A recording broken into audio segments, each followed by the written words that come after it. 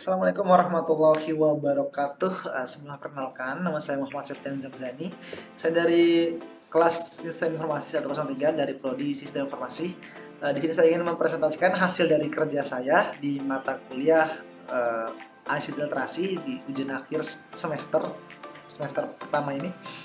Itu saya disuruh untuk membuat sebuah makalah mengambil tema Smart City, dan di sini makalah saya berjudul Membangun Kota Cerdas, Tantangan dan Peluang untuk Masa Depan.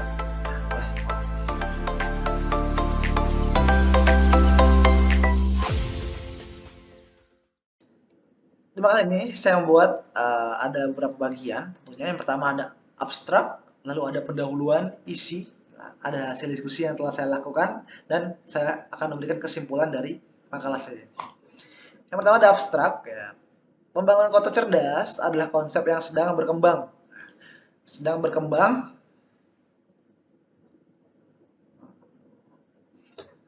pesat di seluruh dunia. Konsep ini menggabungkan teknologi informasi dan komunikasi dengan infrastruktur fisik kota untuk meningkatkan efisiensi dan kualitas hidup warga kota. Namun, pembangunan kota cerdas juga memiliki tantangan dan peluang yang harus dihadapi untuk mewujudkannya. Nah, sehingga mewujudkan kota yang lebih berkelanjutan dan inklusif di masa depan. Tuhan namanya ada perjuangan harus tentunya. Maka ini akan membahas tentang tantangan dan peluang dalam membangun kota cerdas. Nah, kami akan menggali dalam tentang teknologi yang digunakan dalam smart city. Jadi apa saja sih yang ada, apa saja sih yang diperlukan, itu semua akan kita bahas di makalah ini. Seperti misalnya ada IoT, Internet of Things, Big Data, dan sistem keamanan yang terintegrasi. Nah, kami juga akan membahas bagaimana smart city dapat memberikan solusi untuk masalah yang dihadapi kota modern seperti kemacetan, polusi, dan ketimpangan sosial. Oke, itu abstrak kasih buat. Lalu sini sebelumnya kita mulai awal dulu ya pendahuluan. Perkembangan teknologi yang semakin pesat membawa perubahan signifikan dalam cara hidup masyarakat. Tentunya sangat berbeda sekali kehidupan zaman dulu dengan zaman sekarang. Apalagi zaman modern ini sudah sangat canggih sekali ya, kita bisa lihat. Nah, salah satu perubahan yang terlihat jelas adalah peningkatan urbanisasi. Nah, namun pertumbuhan kota yang pesat juga menimbulkan berbagai masalah nih. Seperti misalnya kemacetan, polusi udara, dan perumahan yang mahal. Nah, makanya oleh karena itu pembangunan kota cerdas, smart city ini eh, yang pembangunan kota cerdas yang ramah dari lingkungan dan berkelanjutan menjadi semakin penting tentunya untuk mengatasi masalah-masalah tersebut. Jadi ya isi makalah saya peningkatan urbanisasi di Indonesia menunjukkan perkembangan yang pesat dalam pembangunan kota. Namun, pertumbuhan kota yang tidak terkontrol juga menghadirkan berbagai tantangan dan masalah dalam kehidupan sehari-hari. Kota yang semakin padat penduduknya seperti Jakarta, Bandung, dan Surabaya menghadapi permasalahan seperti kemacetan, polusi udara, dan perumahan yang mahal. Nah, maka masalah ini perlu diatasi dengan solusi yang efektif dan berkelanjutan. Termasuk ya salah satunya kita dengan membangun namanya smart city.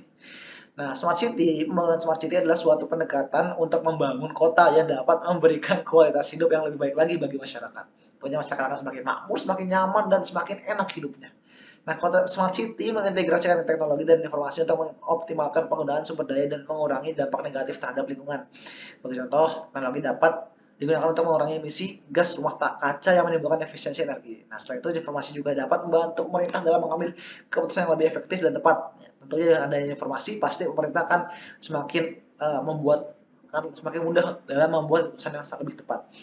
Nah, namun pembangunan smart city ya tidak semudah yang dibayangkan, ada berbagai tantangan dan hambatan yang harus dihadapi. Seperti misalnya keterbatasan dana dan regulasi.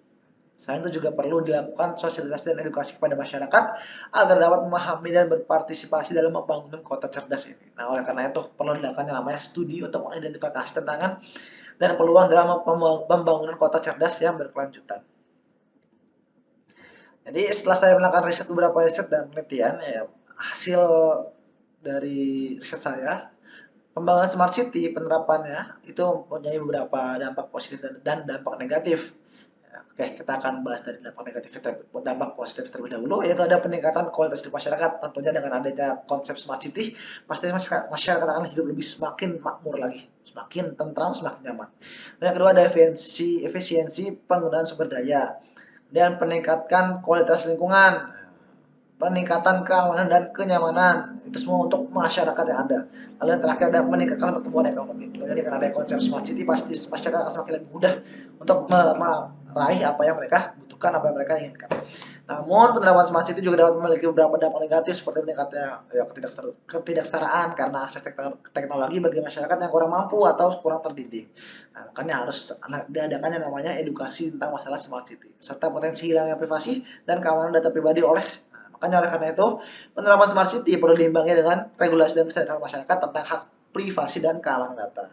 Oke, kita sampai kesimpulan.